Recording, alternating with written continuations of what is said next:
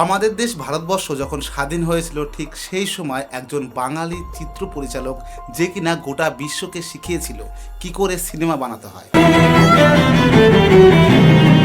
হ্যাঁ, আপনি ঠিকই ধরেছেন, আমি দেশের গর্ব এবং বঙ্গ সন্তান সত্যজিৎ রায়ের কথা বলছি।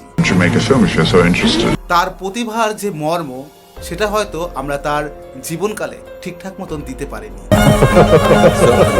অন্যদিকে হলিউডের লোকেরাও এই বঙ্গ সন্তানের কাছ থেকে শিখেছিল কিভাবে সিনেমা বানাতে হয়। শুধু তাই নয়, সত্যজিৎ রায়ের অনেক কাজকেই হলিউড সমর্থন করেছিল বা প্রশংসা করেছিল। এই সত্যজিৎ রায়ের কিছু গল্পের প্লট কপি করে হলিউডে অনেক সিনেমাও বানানো হয়েছিল।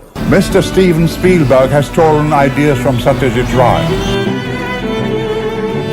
এখনকার পরিচালকরা কাজ করার থেকে বেশি বেশি পরিমাণে অজুহাত দেয়। 1950 সালের দিকে সত্যজিৎ রায় এমন অল্প পরিমাণে রিসোর্সেস দিয়ে এমন একটি ফিল্ম বানিয়েছিল যেটা কিনা হলিউডকেও অবাক করে দিয়েছিল। ওই চলচ্চিত্রে ক্যামেরা অ্যাঙ্গেল থেকে শুরু করে সাউন্ড সিস্টেম সমস্ত কিছুই 100% সঠিক ছিল, যেটি কিনা আজও একটা মাস্টারপিস হয়ে আছে। হলিউডের বিখ্যাত পরিচালক ক্রিস্টোফার নোলানের মতন বড় বড় পরিচালক যাদের অনুপ্রেরণা হলো সত্যজিৎ রায়। কলম্বিয়া ফিল্মফেয়ার চেয়েছিল সত্যজিৎ রায়ের দ্য এলিয়ান সিনেমাটাকে প্রযোজনা করতে। কিছু বছর কেটে যাওয়ার পর সত্যজিৎ রায়ের এই কাহিনী অবলম্বন করে অন্য একটা পরিচালক হলিউডে সিনেমা বানায় যার নাম হয় ইটি।